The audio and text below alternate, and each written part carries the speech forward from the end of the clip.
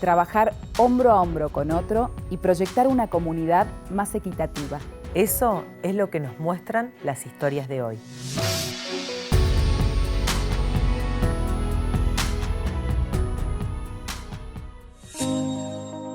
La utopía está en el horizonte.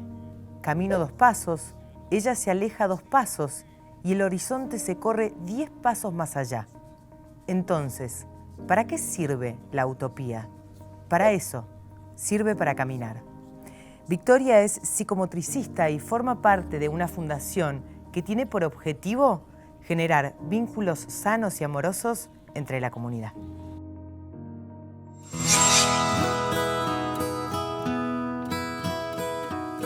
Bueno, Victoria, gracias por venir. ¿Cómo estás? Muy bien, es un placer, muchas gracias. Victoria, estás a cargo de la Fundación Tincucuna. Sí. Y que es un proyecto que se generó en tu cabeza y en tu corazón hace muchos años. Comentanos la historia. Dale. Vos sabés que Tincucuna para mí es como un primer hijo, porque creo que lo fui viviendo de a poquito en toda mi historia. Desde chiquita tuve la oportunidad de compartir más con mis abuelos, que fueron más los que me criaron, porque tuve una mamá que trabajó muchísimo. Entonces viajábamos, conocíamos muchas personas, recibíamos muchas personas en nuestra casa que pasaban en situaciones muy dolorosas, muy difíciles. Y a raíz de eso yo creo que fui armando, ¿no? un pensamiento de, a ver, con lo que yo sé hoy en día, con lo que yo tengo y con lo que aprendí durante la vida, ¿qué puedo hacer para que a otra persona mejore su calidad de vida, le vaya un poco mejor? Digamos que esas situaciones dolorosas a las que haces referencia en tu infancia o de chica, que quizás no escapan o no es muy diferente a lo que vive, ¿no? cada familia en este lugar, en este país, en este contexto, te llevaron en lugar quizás de sufrirlas, a tener ganas de hacer cosas para eso. Exactamente, sí.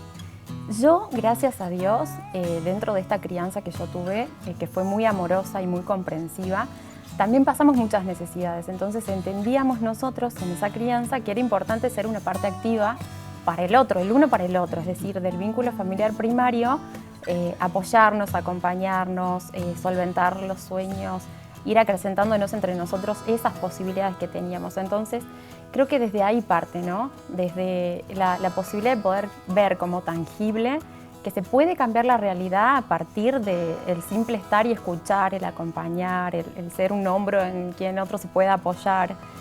Va por ese lado, esas experiencias a nosotros nos marcaron muchísimo. Lo importante de todo esto es poder naturalizar la propia historia. Yo creo que también nosotros a través de nuestro trabajo naturalizamos eso. Claro. El poder aceptar la historia de uno tal y como la vivió y ver qué de toda esa historia a uno lo fue marcando y ver qué estamos repitiendo a nuestros hijos también.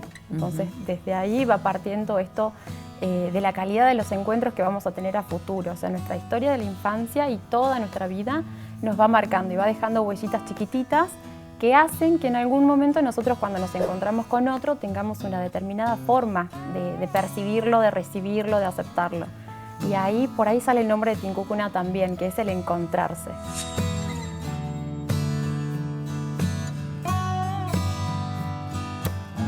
¿Y a qué se dedica específicamente la Fundación? La Fundación está enmarcada y todos sus objetivos están dirigidos a la familia. Es decir, a cubrir las necesidades que todos los miembros de una familia puedan tener en relación a estos vínculos familiares primarios. Ahora nosotros estamos trabajando mucho con padres que llegan con situaciones obviamente afligidos, y reconociendo que hay algo que no pueden estar haciendo ellos por sus hijos o hay situaciones en las cuales se ven desbordados. Más que nada está relacionado el camino primario con lo que se detecta en la escolaridad. Es decir, son papás que vienen con frustraciones en cuanto al rendimiento académico de sus hijos. Entonces vamos dándoles la bienvenida de esa forma. Tenemos entrevistas con ellos, los recibimos, los contenemos. Luego, del mismo momento, pasa una entrevista con los niños también, un espacio lúdico. Y de ahí vamos armando como un entretejido entre lo que es familia, lo que es la particularidad del niño. Y también recibimos a los docentes y a los directivos de esos niños, porque son un pilar fundamental en la educación. ¿Y cómo haces para entretejer eso, ¿no? Vos mismo lo dijiste, Sí. Porque quizás el padre va pensando que, sintiéndose a veces culpable o porque está desbordado y buscando un apoyo escolar o asistencial para su hijo. ¿Y cómo llegas a los otros partícipes de esta historia? Mira, parte muy fundamental de que nosotros los recibimos, obviamente a todos, pero una parte fundamental es la entrevista inicial, porque nosotros ahí ponemos como un objetivo fundamental la parte del compromiso de las dos partes, de la fundación con todos los profesionales que la conforman y de la familia para la continuidad de todo lo que nosotros hacemos con ellos. Es decir, acompañamos el proceso escolar, pero atendemos a las manifestaciones que esos chicos plantean durante ese proceso de aprendizaje escolar. Y de la mano vamos atendiendo a las familias con un equipo de psicólogos, con talleres psicomotores y también con espacios de psicopedagogía, porque entendemos que una dificultad se puede potenciar con un problema emocional que quizás esté en la casa y no esté relacionado a una patología, a un síndrome o algo que estemos tratando de buscar en otros ámbitos, como si fuese una receta mágica, ¿no? Esto de patologizar a los niños. Nosotros tratamos de encontrarle otra raíz, una raíz emocional que tenga esta cura mágica, sea una reversión de ese vínculo familiar. Entonces vamos por ese lado. Y los talleres están habilitados siempre para los papás y los espacios de consulta también. Es decir, los chicos están en un lado recibiendo o la terapia o el acompañamiento y los papás por otro lado están charlando con otros profesionales acerca de la misma dinámica.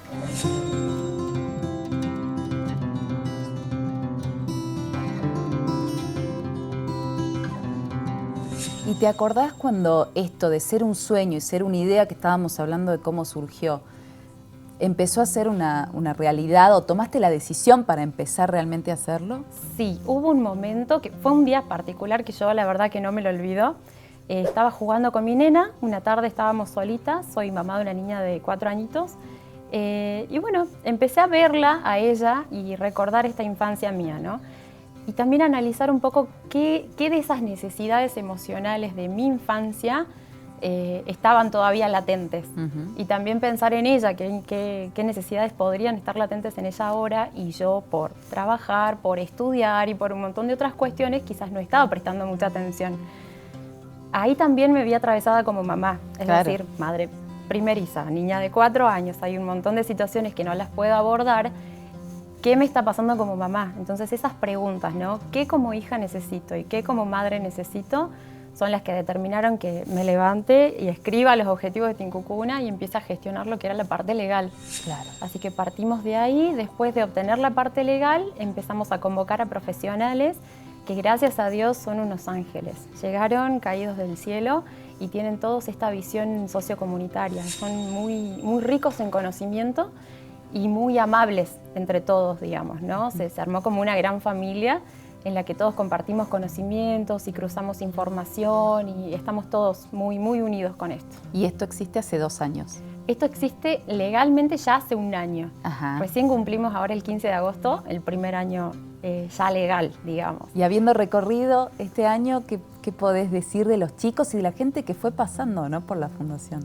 Vos sabés que es muy lindo el poder ver que el solo hecho de que un papá se cuestione o se pregunte algo que no está pudiendo manejar ya genera un cambio. Ya hay un cambio quizás en su tono corporal, hay un cambio en su mirada, en la mirada para con su hijo. En ese hijo también hay un cambio porque es como que hay un papá que se preocupa por mí, hay un papá que está implicado en esto que me está pasando. La dinámica cambia, o sea, es inminente. La dinámica tras una primera consulta y unas primeras sesiones cambia mucho porque compenetra a las dos partes de esta vivencia. Entonces los acerca y se ve muy distinta la corporalidad entre ambos y la calidez que hay también. ¿Y qué lo lleva a un papá a tener también esa humildad de pedir ayuda, no? Yo creo que parte mucho también de lo que es el boca en boca, ¿no? Quizás un papá que se anima y llega es el papá que le va a ir a comentar a otro: che, mirá, llegué a un lugar en donde me sentí cómodo, bueno, y ahí va. Pero yo creo que está en el límite, ese es el límite en el que ya no pueden manejar algo o en el que ya se sienten avasallados por la situación, en el que deciden confiar en otros. También nuestra postura es muy particular, ¿no? Nosotros, por ejemplo, cuando los esperamos, no somos terapeutas que estamos con ambos y todos serios, y no. Estamos todos vestidos común y corriente, los recibimos con abrazos, somos muy abrazadores, recibimos con sonrisas, conversamos, tomamos mate mientras hacemos las entrevistas. Tratamos de hacerlo lo más familiar posible para que ellos se sientan cómodos y de esa forma también se vaya corriendo esta voz de que hay gente que quizás de una forma más copada Ujú. te abre las puertas para llegar. Creo que esa es la decisión más certera de los papás.